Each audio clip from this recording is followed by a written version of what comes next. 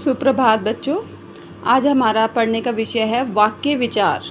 ठीक है, आज हम पढ़ेंगे वाक्य विचार। तो सबसे पहले मैं समझाने जा रही हूँ शब्दों के सार्थक तथा व्यवस्थित मेल को वाक्य कहते हैं। ठीक है, अब हम सभी जानते हैं कि शब्द क्या होते हैं, जैसे कि कमल, सूर्य, मेज, कुर्सी, ये सभी शब्द हैं। ठीक है, अब शब्द कैसे बन जाते हैं, जैसे हमारे पास वर्ण हैं। ठीक है, कमल, ये हमारे पास 3 वर्ण थे, उनको जोड़कर हमने शब्द बना लिया। ठीक है, अब यहाँ शब्द के बारे में सबसे पहले जान लेना ज़रूरी है कि जैसे ल, ड, क, आ, लड़का, ये इनको जब हम एक शिरोरेखा में पिरो लेंगे तो हमारे पास ये एक सार्थक शब्द बन जाएगा, लड़का। ठीक है, लेकिन अगर हमारे पास शब्दों का जो पदक्रम है, वर्णों का जो पदक्रम है, उसको हम इस तरह से लगाया न, ह, फ, ल, इसका कोई अर्थ हमें प्रतीत नहीं हो रहा है, तो इसको हम शब्द नहीं कहेंगे। तो जो वाक्य है वो सार्थक शब्दों के समूह को ही कहा जाएगा।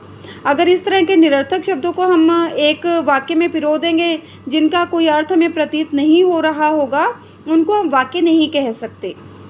ठीक है, तो डेफिनेशन में आपने ये सार्थक याद रखना है कि शब्दों के सार्थक तथा व्यवस्थित मेल को वाक्य कहा जाता है। कि एक तो जो है शब्द हैं वो सार्थक होने चाहिए, उनका कोई ना कोई मतलब निकलता होना चाहिए। दूसरा है कि उन्हें हमें वाक्य में इस क्रम में रखना है जिससे कि हमें उनके अर्थ की प्रतीति होती रहे। ठीक है, अब वाक्य में कुछ गुण होने चाहिए जिनको हम डिस्कस करने जा रहे हैं कि क्या है ये वाक्य के गुण। तो सबसे पहले पदक्रम का क्या मतलब है कि जैसे हमारी हिंदी भाषा है उसमें सबसे पहले हम कर्ता का प्रयोग करते हैं, उसके बाद कर्म का, और फिर अंत में आती है हमारे वाक्य में क्रिया। यदि पदक्रम का ध्यान न रखा जाए तो वाक्य अशुद्ध हो जाएगा। ठीक है, जैसे कि मैं आपको उदाहरण की सहायता से बताती हूँ। जैसे मैंने अभी बोला है, वाक्य में सबसे पहले कर्ता, फिर कर्म व उसके उपरांत क्रिया को लिखा जाता है। ठीक है, अब देखो, रवीना पढ़ रही है किताब, ये हमारे लिए इसका अर्थ ग्रहण करना इस तरह के वाक्यों का कठिन हो जाता है, दुसाध्य हो जाता है, क्योंकि इनका पदक्रम ठीक नहीं है। क्योंकि किताब जो कर्म है वो क्रिया के स्थान पर आ गया है। ठीक है, तो हमें इसको मध्य में लाना पड़ेगा और जो ये क्रिया है इसको आखिर में लाना पड़ेगा, क्योंकि हिंदी भाषा में पहले कर्ता, फिर कर्म और तीसरे नंबर पर क्रिया का ही स्थान निश्चित है। देखिए, रवीना किताब पढ़ रही है। ठीक है, तो हमने किताब को मध्य में ले आए हैं, कर्म के स्थान पर ले आए हैं। अब हमारा वाक्य बिल्कुल सही हो गया है, इसका पदक्रम सही है, सभी शब्द अपने अपने स्थान पर निश्चित हैं। कर्ता के स्थान पर है, कर्म के स्थान पर है और क्रिया अंत में है। ठीक है, तो पदक्रम का मतलब है शब्दों को सही स्थान पर लगाना। उसके बाद वाक्य का दूसरा गुण आता है योग्यता। इसका क्या मतलब है? इसका मतलब है कि जो बात हम कहना चाहते हैं, ठीक है, हमें उसी अर्थ की प्रतीति होनी चाहिए। जैसे कि कछुआ छिपकली जो है रेंग कर चलती है। अगर मैं कहूँ छिपकली उड़ रही है तो आप लोग भी इसे मजाक में ही लेंगे। तो मतलब जो वाक्य होना चाहिए उसके द्वारा हमें एक सही योग्यता यानी सही एक अर्थ की ही प्रतीति होनी चाहिए। देखिए, वाक्य में निहित अर्थ को बताने की क्षमता की योग्यता होनी चाहिए। अगर हम वाक्य को ऐसा बनाएं कि हम जो अपनी बात कहना चाहते हैं उसमें स्पष्टता हो, जैसे कछुआ हवा में उड़ता है, हाथी मांस खाता है। अब 2 वाक्य हैं, दोनों ही हंसी के जैसे लग रहे हैं। ऊपर के वाक्यों में पदक्रम सही है कि ये जो है पदक्रम बिल्कुल सही है, क्योंकि कर्ता के स्थान पर है, क्रिया के स्थान पर है और कर्म मध्य में है। लेकिन फिर भी वाक्य सही नहीं है, क्योंकि वो सही अर्थ की प्रतीति हमें नहीं करवा रहा। कछुआ हवा में उड़ नहीं सकता, इसलिए ये वाक्य गलत है। हाथी मांस खाता है, गलत है। ठीक है, तो इसलिए इसमें योग्यता की कमी है, सही अर्थ बताने की कमी है, योग्यता का यही मतलब है। उसके बाद नंबर 3 पर हमारे पास आ जाता है आकांक्षा। आकांक्षा क्या है कि वाक्यों में आने वाले पदों को जानने की इच्छा आकांक्षा कहलाती है। अगर वाक्य अधूरे हों और अर्थपूर्ण नहीं होता। अब देखो, मान लो अब मैंने आप लोगों से बोला है मिलिंद को आगे आपके मन में एक इच्छा जागृत हो गई है कि आगे क्या, ठीक है, मिलिंद को क्या आगे आप जानना चाहते हैं कि क्या, प्यास लगी है, खाना खाना है, क्या। अगर हम अधूरे से वाक्य छोड़ देते हैं कि वल्ली को अचानक क्या, उसके बाद हमारे मन में अगर मैं इतना ही सेंटेंस बोलूं, वल्ली को अचानक, आपके मन में एक जिज्ञासा उत्पन्न हो जाएगी कि क्या अचानक आवाज़ सुनाई दी। तो इस प्रकार अगर हम मिलिंद को या फिर वल्ली को अचानक इस तरह से वाक्य कहकर चुप हो जाएं तो हमें वाक्य का अर्थ स्पष्ट नहीं होगा, ठीक है, और सुनने वाले के मन में जिज्ञासा बढ़ जाएगी कि आगे क्या कथन होगा। यही आकांक्षा कहलाती है, ठीक है। नेक्स्ट है अन्वय। अन्वय का क्या मतलब होता है कि अन्वय, देखिए अन्वय का मतलब है कि देखिए बच्चों, जो कर्ता होता है उसी के आधार पर क्रिया निर्धारित होती है। अगर कर्ता जो पुल्लिंग में होगा तो जो क्रिया है वो भी पुल्लिंग में होगी।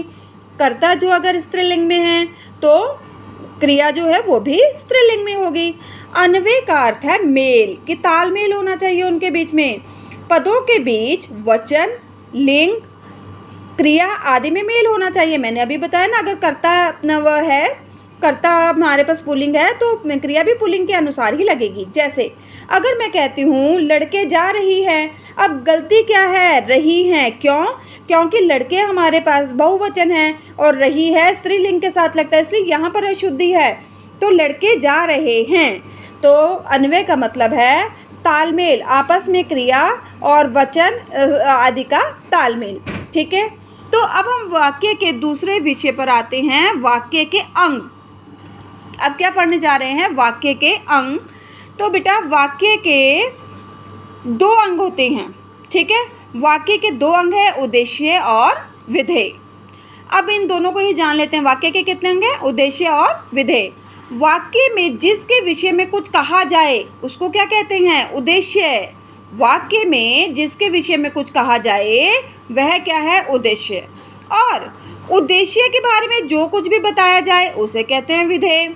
उदाहरण के सहायता से समझ लेते हैं। एक एग्जाम्पल हमने दिया है, हमने आज दिल्ली जाना है। अब किसके बारे में बात की जा रही है? देखिए उद्देश्य में क्या था? वाक्य में जिसके विषय में कुछ कहा जाए। मैंने किसके बारे में बात की है? हमने के बारे में। तो हमने क्या हो जाएगा? उद्देश्य। और विधेय में क्या था? उद्देश्य के बारे में जो कुछ भी बताया जाए उसे विधेय कहते हैं। तो आज दिल्ली जाना है, मैंने हमने के बारे में बताया कि दिल्ली जाना है, तो ये सारा का सारा विषय हमारा क्या है? विधेय, ठीक है। एक और उदाहरण से देखते हैं। मैं और मेरी बहन गुड्डी आंगन में बैठे खेल रहे थे। अब किसके बारे में बात की जा रही है? गुड्डी, ठीक है, मैं और मेरी बहन। ये पूरा का पूरा क्या आ जाएगा? इन दोनों के बारे में बात की जा रही है, ये हो जाएगा उद्देश्य। मैं और मेरी बहन, इनके विषय में बात की जा रही है, तो ये है उद्देश्य। अब क्या बात की जा रही है? क्या जानकारी मिल रही है इनके बारे में? वो है आंगन में बैठे खेल रहे थे, तो ये क्या हो जाएगा? विधेय, ठीक है जी।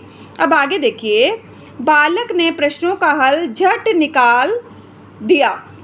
अब किसके बारे में बात हो रही है? बालक के बारे में। और क्या बता रहे हैं? बालक ने क्या किया है? प्रश्नों का हल झट निकाल दिया, तो ये क्या हो जाएगा? विधेय। अब बच्चों हमें इसके बारे में एक और बात ध्यान रखने वाली होती है, उद्देश्य विस्तार और विधेय विस्तार। अब इसमें कंफ्यूज कुछ नहीं होना है। हमने सबसे पहले वाक्य में क्या होता है, देखो बेटा यहाँ पर बालक आप सभी को पता उद्देश्य है, ठीक है। अब इसी बालक के आगे अगर इसके उपमान में लगा दूँ, विशेषण लगा दूँ, तो वो इसका विस्तार हो जाएगा।